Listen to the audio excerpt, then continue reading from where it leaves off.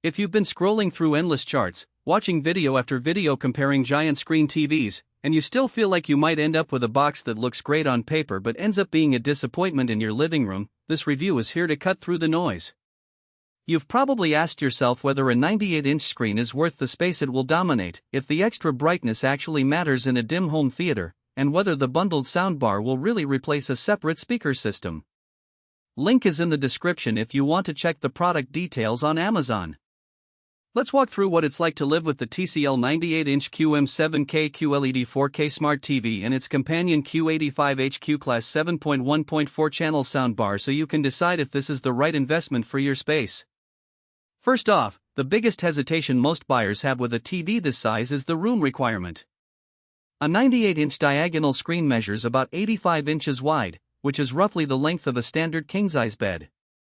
If your viewing distance is less than 8 feet, you'll start to notice pixelation and the sheer size can feel overwhelming.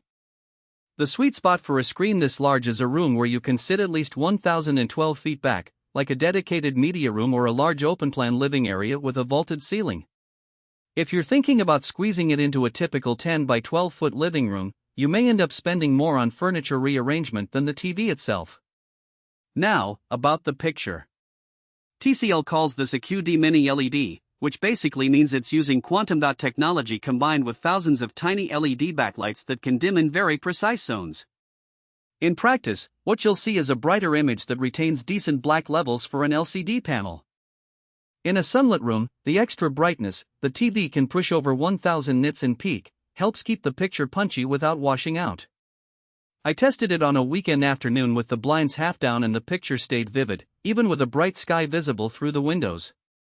In a darker home theater, the deeper blacks are respectable, though not quite on the level of an OLED. If you're a cinephile who watches a lot of dark-themed movies, you'll notice a slight grayish halo around bright objects in the darkest scenes, but most viewers won't find it intrusive.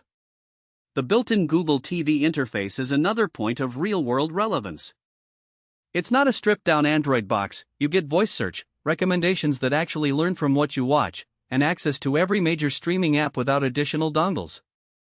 The remote is fairly simple, but the biggest usability win is the ability to control the TV and soundbar together with a single voice command. Saying, "Hey Google, play The Crown on Netflix," turns on the TV, pulls up the right app, and automatically switches the soundbar to the Dolby Atmos track. That integration saves you from juggling multiple remotes, which is a genuine convenience when you've got a massive screen. Speaking of audio, the included Q85HQ Class soundbar is where this package tries to differentiate itself from other big screen deals. It's a 7.1.4 channel system, meaning you have front left, right, and center speakers, 2 rear surround speakers, 2 upward-firing drivers for Atmos height effects, and a dedicated subwoofer.